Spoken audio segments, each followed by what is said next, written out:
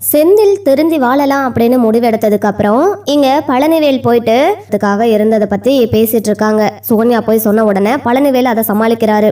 அப்படியெல்லாம் ஒண்ணும் இல்ல, சரவணன் வந்து அந்த குடும்பத்துல இருக்கிறவங்கள எல்லாரும் ஏமாத்துக்காரவங்க, கல்யாணம் பண்ணிக்கிட்டா இங்க குமாரோட வாழ்க்கை பாதிக்கும் தான் சொன்னான் அப்படின்னு சமாளிக்கிறாரு. உடனே சக்திவேல் இருந்துக்கிட்டு என் பையன் வாழ்க்கையில அக்கறைப்படுறதுக்கு ரொம்ப சந்தோஷம், என்ன ஆனாலும் நாங்க பாத்துக்கிறோம், அவனெல்லாம் எதுவும் இதை தலையிடக்கூடாதுன்னு சொல்லிடுடா அப்படின்னு பழனிவேல் கிட்ட சொல்றாரு.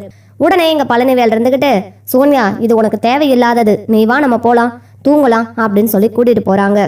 அடுத்த நாள் காலையில செந்தில தேடி அங்கே இன்கம் டேக்ஸ் ஆஃபீஸர் வீட்டுக்கு வராங்க. வந்து இந்த மாதிரி அதாவது லஞ்ச ஒழிப்புத்துறை ஆஃபீஸர் வீட்டுக்கு வராங்க. வந்த உடனே செந்தில் கிட்ட இந்த மாதிரி சொல்கிறாங்க, நீங்கள் லஞ்சம் வாங்கினதா எங்களுக்கு வந்து தகவல் கிடச்சிருக்குன்னு சொல்லிட்டு உங்கள் வீட்டை சோதனை போடணும் அப்படின்னு சொல்லிட்டு வீடெல்லாம் செக் பண்ணிட்டு இருக்காங்க. ஃபுல் அண்ட் ஃபுல் எல்லா இடத்துலையும் செக் பண்ணி முடிச்சதுக்கப்புறமா இங்கே வெளியில் வந்துட்டு ஒன்றும் இல்லை சாரி சார், இங்கே வந்துட்டு நீங்கள் லஞ்சம் வாங்கினதா நாங்கள் கேள்விப்பட்டு தான் வந்தோம் அப்படின்னு சொல்கிறாங்க. இங்கே எதுவுமே இல்லைன்னு சொல்லிட்டு கிளம்பி போகிறாங்க. அதுக்கப்புறமா தான் இங்கே வந்து பாண்டியன் சொல்கிறாரு, ஏதோ நீ செஞ்ச புண்ணியம் தாண்டா உன்னை இன்னைக்கு காப்பாத்திருக்கு, அந்த பணத்தை மட்டும் நீ வந்து வச்சுருந்தேன்னு வச்சுக்கோயே, அந்த பணம் வேற எங்கேயும் இருந்திருந்தா கூட உன் முகமே காட்டி கொடுத்துருந்துருக்கோம், நீ லஞ்சம் வாங்கினதா, இங்கே பார்த்தியா இப்போ நீ செஞ்ச புண்ணியத்தினால தான் நீ இன்னைக்கு தப்பிச்சிருக்கிற அப்படின்ட்டு இங்கே சரவணன்லேருந்து எல்லாருமே சொல்லிட்டு இருக்காங்க பாண்டியனோட. எனக்கு புரியுதுங்கப்பா, இனிமே நான் எந்த ஒரு தப்பும் பண்ண மாட்டேன்னு நான் சொல்லிட்டேன்லப்பா அப்படின்னு சொல்கிறாங்க. அதுக்கப்புறமா கிளம்பி போனதுக்கப்புறம் மீனாவை கட்டி பிடிச்சி அழுகுறாங்க. போலீஸு கேஸு கோர்ட்டுன்னு ஆச்சுன்னா இந்நேரம் அவ்வளோதான் மீனா, என்னால் அதை தாங்கியிருக்கவே முடியாது அப்படின்னு சொல்லிட்டு இங்கே செந்தில் வந்துட்டு யார் சொல்லியிருப்பா அப்படின்னு யோசிக்கிறாங்க. அப்போ தான் வேகமாக பழனிவேல் வராரு. வந்த உடனே என்ன மாப்பிள்ள, என்ன மச்சான், இங்கேருந்து ஆள் போகிறாங்க, யாரோ போகிறாங்க அப்படின்னு சொன்ன உடனே இது மாதிரி அவங்களும் சொல்கிறாங்க, லஞ்ச ஒழிப்புத்துறையிலேருந்து வந்திருக்காங்க நம்ம செந்தில் விசாரிக்க அப்படின்னு சொல்லிட்டு.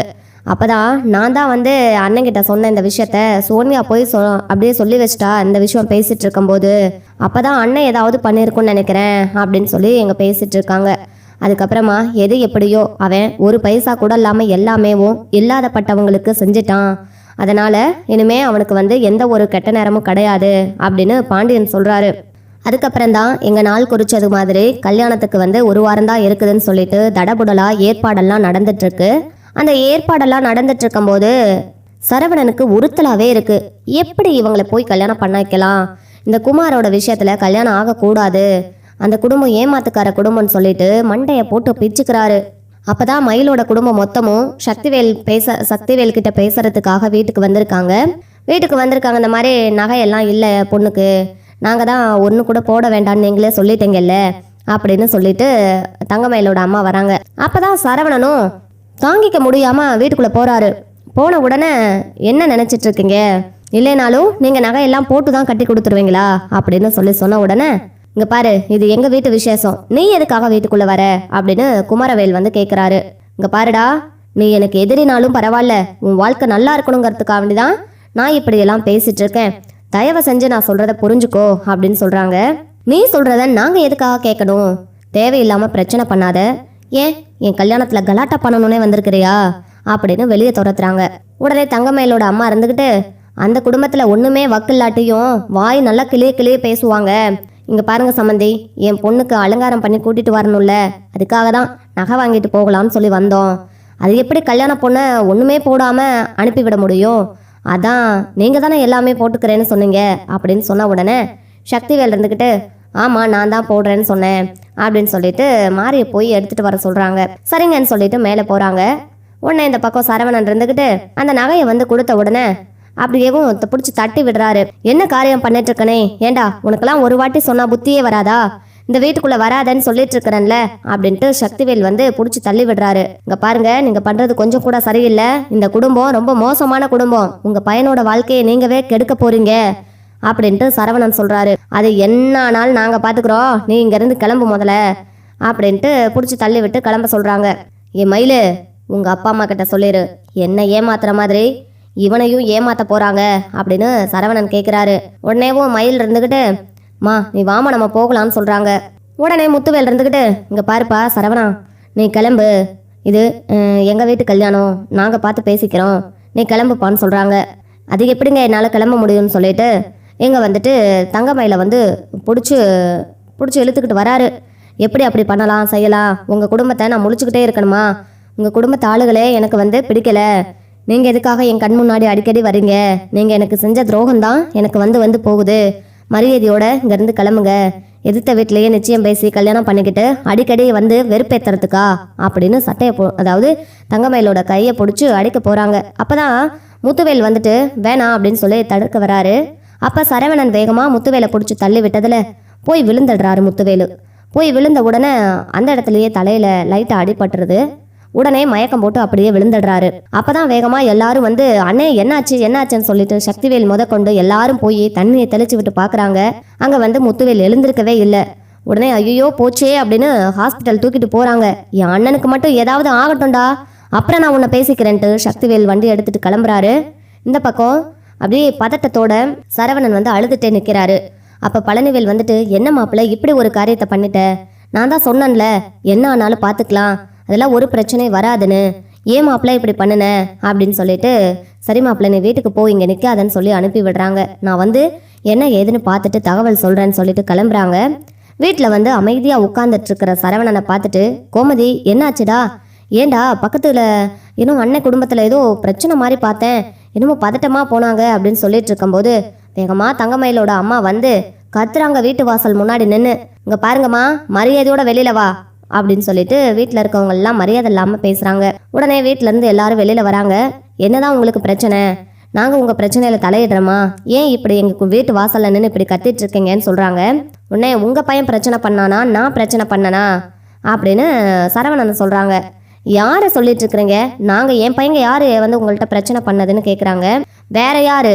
இந்த வீட்டுக்கு நாங்கள் என் பொண்ணு நல்லா இருப்பான்னு கொடுத்தோம்ல, இந்த வீட்டு மாப்பிள்ளையத்தான் சொல்கிறேன் அப்படின்னு சொல்கிறாங்க. யார்? சரவணனா? அவன் எதுக்காக உங்ககிட்ட பிரச்சனை பண்ண போகிறான் அப்படின்னு சொல்லிட்டு கோமதி கேட்குறாங்க. உடனே அங்கே நடந்ததெல்லாம் பாக்கியம் சொல்கிறாங்க. நாங்கள் என்னமோ பண்ணிட்டு போகிறோம், இதில் உங்கள் பிள்ளைக்கு என்ன வந்துச்சு? எதுக்காக அங்கே எங்கள் விஷயத்தில் தலையிடுறாரு? இப்போது ஹாஸ்பிட்டலுக்கு தூக்கிட்டு போயிருக்கிறது உங்களோட அண்ணனை தான். அவர் பேச்சு மூச்சு இல்லாமல் இருக்கிறாரு. அப்படியே தண்ணி தெளித்து விட்டு பார்த்தாங்க, எந்திரிக்கவே இல்லை, கூட்டிகிட்டு போயிட்டாங்க. இப்போ அவருக்கு ஏதாவது ஒன்று கிடக்க ஒன்று ஆனால் என் பொண்ணோட கல்யாணம் நின்றுரும். இதுதான் நீங்கள் பிரச்சனை பண்ணாமல் இருக்கிறதா அப்படின்னு சொன்னோன்னே, இவன் வாய கழுவு, என்ன வார்த்தை பேசிட்டு இருக்க? என் புள்ள சரவணனா அப்படி பண்ணா அப்படின்னு சொன்னோன்னே, ஆமாம் உன் பிள்ளையே தான் பண்ணா, நீங்கள் வளர்த்த லட்சணம் தான் அந்த மாதிரி இருக்குதே அப்படின்னு சொல்லிட்டு வாய்க்கு வந்தபடியெல்லாம் பேசுகிறாங்க. உடனே சரவணன் போயிட்டு, எல்லாம் உங்களால் வந்தது தான் அப்படின்னு சொல்கிறாங்க. நாங்கள் என்ன உங்ககிட்ட வம்புக்கா வந்தோம்? இல்லை உங்கள் வீட்டு வாசப்படியை மிதிச்சோமா? இல்லை, தேவையில்லாமல் பிரச்சனை பண்ணுறது நீங்கள் தானே, மரியாதையாக இருந்துக்கங்க, அவ்வளோதான் சொல்லுவேன் அப்படின்னு சரவணன் சொல்கிறாரு. இங்கே வேறு இந்த மிரட்டல் உருட்டலெல்லாம் என்கிட்ட வேண்டாம் அப்படின்னு பாக்கியம் சொல்கிறாங்க.